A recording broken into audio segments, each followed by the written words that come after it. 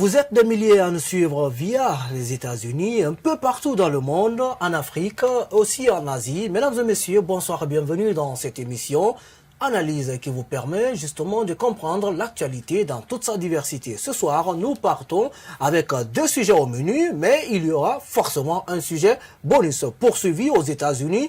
Pour travail forcé, le fils de l'ancien président guinéen, Feu Ahmed Sékou Touré, et son épouse, bien sûr, Denise Cross, viennent de bénéficier à Conakry du soutien d'un collectif dénommé Libérer le couple Mohamed Touré. Aujourd'hui, à l'occasion, justement, ils ont organisé un sit-in devant l'ambassade des États-Unis à Conakry, une façon pour eux de réclamer la libération de ce couple aux États-Unis. Au Togo, c'est le jour de vote pour les élections législatives. Plus de 3 millions d'électeurs sont appelés aux urnes pour élire 91 députés. Un scrutin sans enjeu puisque la coalition des 14 partis d'opposition a décidé de boycotter. Depuis un an, le pays est plongé dans une crise politique. Des dizaines de manifestations ont été organisées pour réclamer le départ du président Faure Gnassingbé. Les bureaux de vote ont ouvert aujourd'hui justement pour élire 91 députés. Alors, mesdames et messieurs, nous allons juste marquer la petite pause. Juste après, on se retrouve pour commencer le débat. Encore bienvenue sur la télé du 21e siècle.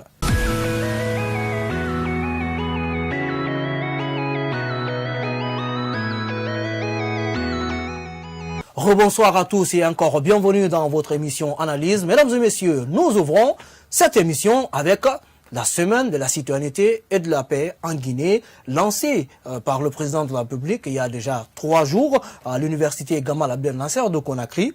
Aujourd'hui, nous avons en notre compagnie pour parler, justement pour décortiquer toutes ces informations avec notre consultant de la maison. Il s'agit bien sûr de Jean Amogo. Jean Amogo, bonsoir. Bonsoir, monsieur Traoré, bonsoir à tous les téléspectateurs de Star 21 TV, la chaîne qui monte toujours. Alors, bienvenue dans cette émission. Merci pour beaucoup. vous, c'est quoi la CENACIP, la Semaine nationale de la citoyenneté et de la paix? Comme vous faites bien de le dire, ça fait déjà la 3e édition de cette semaine. Je crois que c'est une préoccupation politique et sociale pour le pays de promouvoir la citoyenneté. Je crois que c'est d'ailleurs pour ces raisons-là que cette initiative est encouragée par le gouvernement. Mais au-delà des manifestations protocolaires, au-delà des manifestations institutionnelles, il faut voir la problématique. Pourquoi instituer une telle semaine?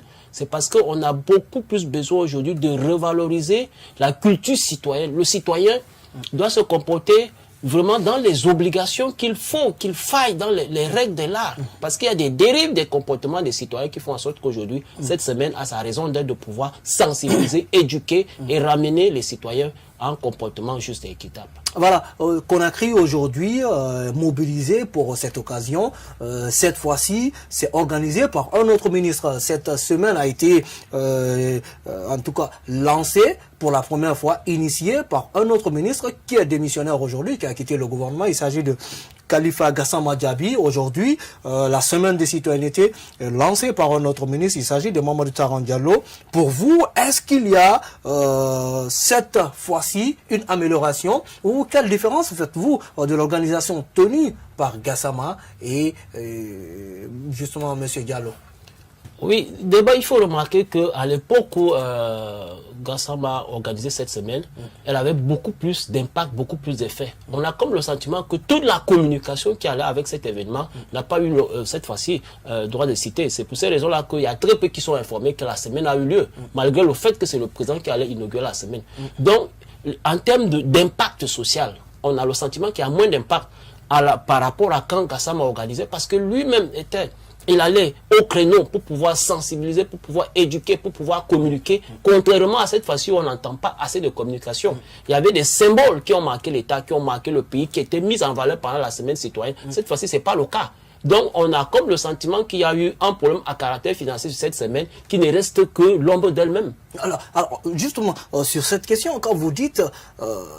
quand vous analysez de la sorte cette fois-ci cette organisation, mais d'un autre côté, est-ce que le gouvernement a besoin de mettre tous ses moyens à disposition pour faire pendant une semaine la promotion de la citoyenneté? Est-ce que vous ne pensez pas que le gouvernement doit aller au-delà de cette Oui, semaine? Une semaine, soyons clairs, M. Traoré, une semaine n'est pas suffisante pour atteindre l'objectif d'améliorer le caractère et le comportement des citoyens. Ça doit être une action pérenne dans la durée. Donc il ne s'agit pas simplement de mettre de gros moyens pour une simple semaine et puis après quelques jours on va tout oublier. Il s'agit de contribuer à une éducation citoyenne et cette éducation est permanente et cette éducation doit être constante. L'État et les autorités doivent s'investir afin qu'il y ait une véritable culture. Et ce n'est pas simplement la responsabilité de l'État, il y a la responsabilité des citoyens eux-mêmes. Il doit y avoir une transformation sociale des comportements et des caractères qui font en sorte qu'on voit que non, la citoyenneté devient une composante essentielle de notre développement. Voilà, les droits et les obligations, souvent cette question est posée pour bon nombre.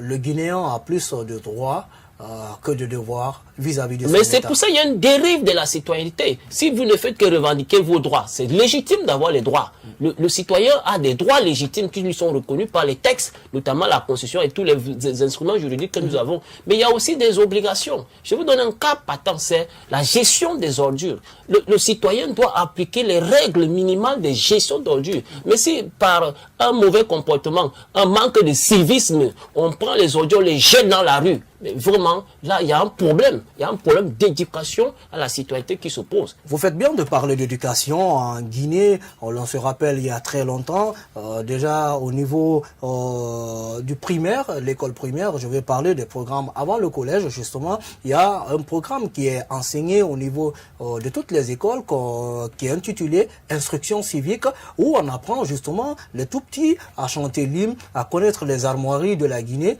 Mais la question qui se pose aujourd'hui, ces armoiries ne sont presque pas connues dans le pays et ma foi, il y a même des enfants aujourd'hui qui se posent des problèmes, en tout cas qui ont des problèmes pour chanter correctement l'hymne national. Est-ce que pour vous, cela ne doit pas être aujourd'hui un instrument intégré du primaire au collège, voire même au lycée, pour permettre justement aux jeunes de comprendre tous ces principes qui transforme une personne en un citoyen? Nous devons revenir aux valeurs fondamentales qui sont celles d'apprendre l'instruction civique dès le très jeune âge. Je crois que l'éducation avait pour cette fonction d'inculquer cette notion. On a l'impression qu'on a aujourd'hui un département de l'enseignement et pas d'éducation. Oui, c'est vrai qu'au niveau des dispositions administratives, on peut scinder des tâches, mais moi je suis en train de dire quoi? Il faut inculquer les notions de citoyenneté à un élève, à un étudiant dès le très jeune âge. Parce qu'il va grandir avec.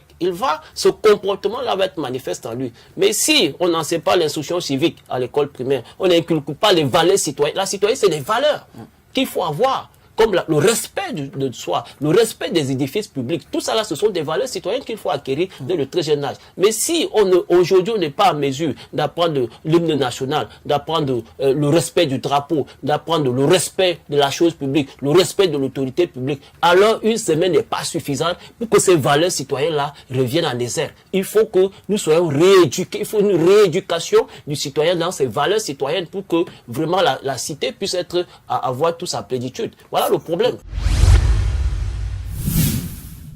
Les États-Unis vont se retirer de l'ensemble de la Syrie, a affirmé ce mercredi 19 un responsable américain. Au moins 2000 soldats américains y sont déployés pour combattre le groupe État islamique.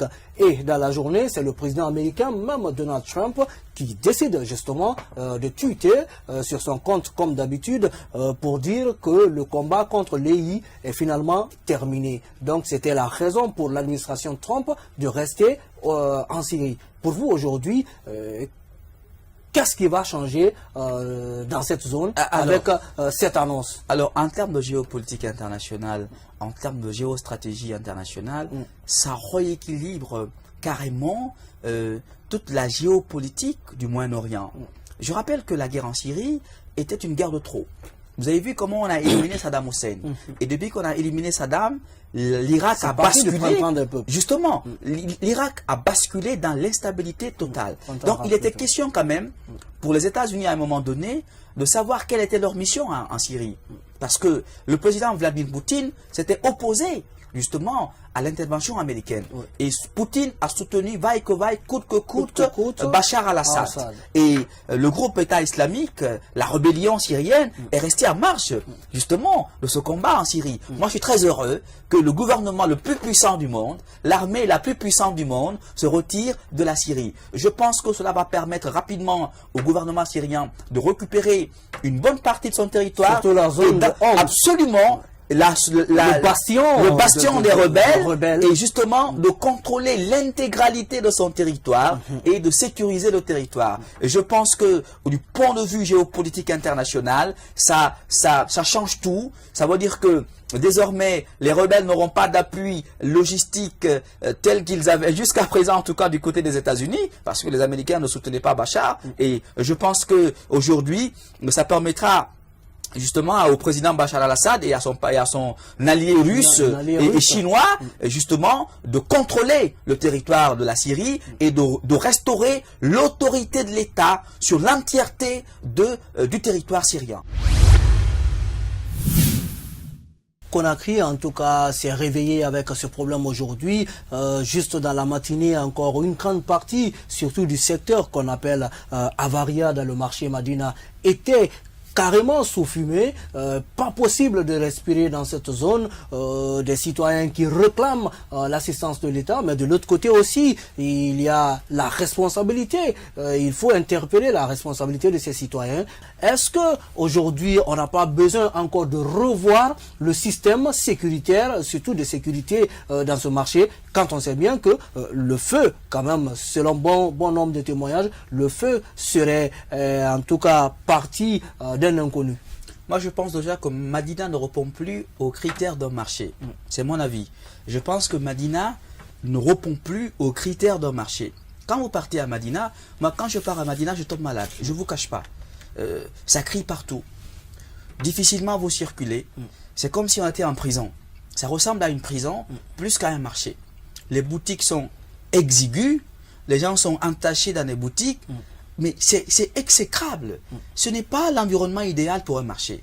Je pense qu'il faut que l'État y réfléchisse. C'est une question de vie et de mort. Parce que ce sont des populations qui y sont. Et si demain, il y a mort d'homme, c'est la responsabilité de l'État. Je rappelle, en droit administratif, il y a la responsabilité sans faute de l'État. Donc, on pourrait assigner l'État en justice pour responsabilité civile délictuelle. Donc, il est de la responsabilité de notre gouvernement de travailler à ce qu'on ait un marché digne de nom. Madina ne répond plus aux critères d'un marché normal. L'effectif des commerçants a augmenté. Toutes les routes nous, quand on était petits, la SIG Madina était complètement dégagée.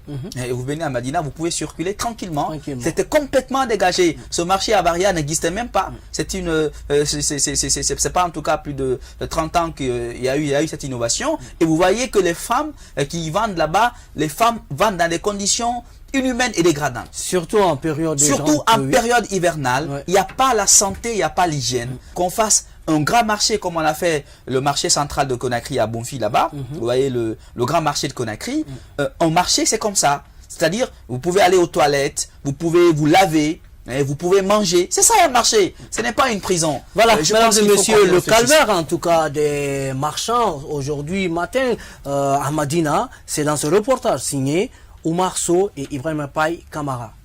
C'est une fumée qui provient du bas de la passerelle du marché Avaria. Elle est dégagée d'un feu qui s'est déclaré autour des tas d'ordures qui cohabitent avec les visiteurs et étalagistes du marché. Des flammes qui ont empêché ce mercredi matin certains commerçants de s'installer pour vendre leurs articles. Face à cette situation, certains ne laissent pas cacher leur colère.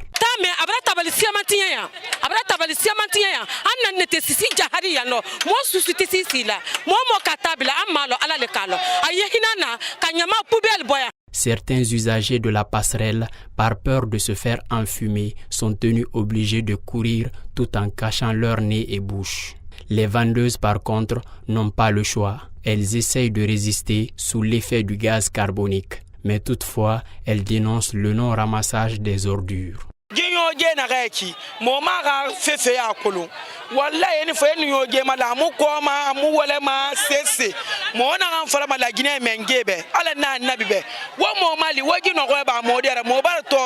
Un feu de nuit qui n'a pas épargné les tables des étalagistes, qui d'ailleurs parlent des conséquences que pourrait avoir cette fumée sur la santé des citoyens.